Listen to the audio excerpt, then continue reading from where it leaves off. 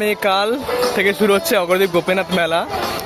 আর আজকে সন্ধ্যা থেকেই যারা দর্শনার্থী রয়েছেন, পুণ্যার্থী রয়েছেন, তারা মেলা আসতে শুরু করেছে। এই রাতের ট্রেনগুলোতে বেশ ভালো রকম ভিড় হয়েছে। আর এখানে বিভিন্ন রকমভাবে জলছত্র খোলা হয়েছে, কোনো সমস্যা নাই। প্রথমে স্টেশন থেকে নেমে কিছুদের হাঁটতে হচ্ছে, তারপর টোটো পাওয়া যাবে।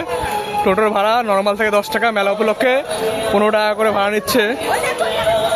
আর এই হচ্ছে আমাদের অগ্রদ্বীপ মেলা উপলক্ষে। অগ্রদ্বীপের যে চেহারা, চিরাচরিত যে চেহারা, সেটা পুরোপুরি বদলে যায়।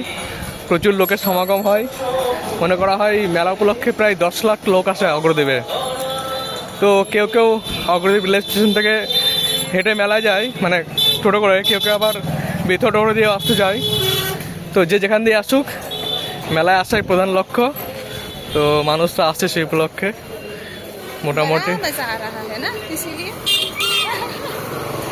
এই যে মোটামুটি লোকজন এখনো আছে এখানে। এদিকে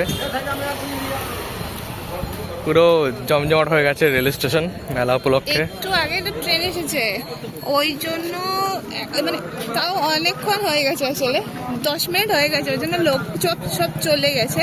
আর এখানে যারা লোকাল লোক আছে, তারা কি করে, যেই ট্রেন আসে স্টেশনের কাছে এসে দাঁড়িয়ে যায় লোকের ভিড় দেখার জন্য। তো আমরাও ওরকম সবার সাথে লোকের ভিড় দেখলাম।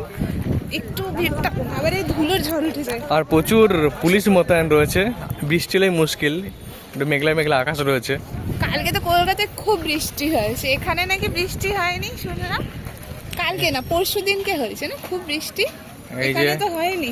মোটামুটি বাবা যা লোক এসেছে, বৃষ্টি হলে সব বৃষ্টি হবে না, রাতের দিকে এখন করবে না।